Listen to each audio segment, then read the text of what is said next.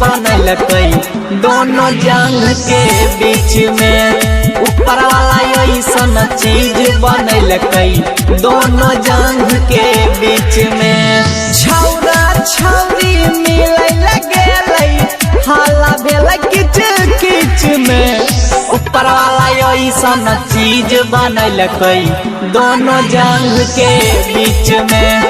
ऊपर वाला ऐसन चीज बनैलकै दोनों जांघ के बीच में। लाल बाबू राजा JK Yadav Films।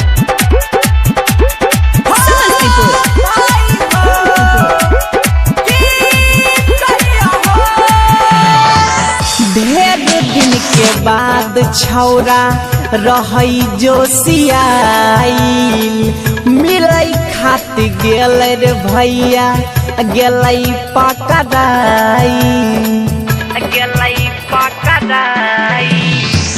ढेर दिन के बाद छौरा रहै जोशियाइल पकड़ा गेलै दोनों टाट भेलै पिटाई।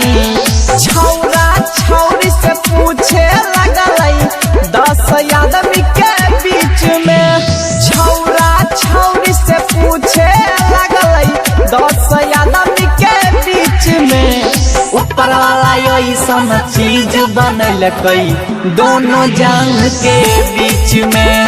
ऊपर वाला ऐसन चीज बनैलकै दोनों जांघ के बीच में।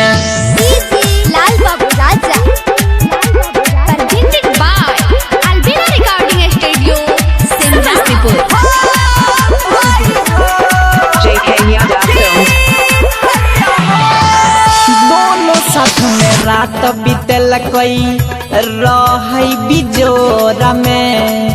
छौरा छौरी पकड़ाई गेलै 4 बजे भोर में। दोनों साथ में रात बीतलकै रहै बिजोरा में। छौरा छौरी पकड़ाई गेलै 4 बजे भोर में। प्रिंसवा छौरा के छोड़ के गेलै भोसड़ी वाली भोर में। प्रिंसवा छौरा के छोड़ के गेलै भोसड़ी वाली बीच में। ऊपर वाला ऐसन चीज बनैलकै दोनों जांघ के बीच में। ऊपर वाला ऐसन चीज बनैलकै दोनों जांघ के बीच में।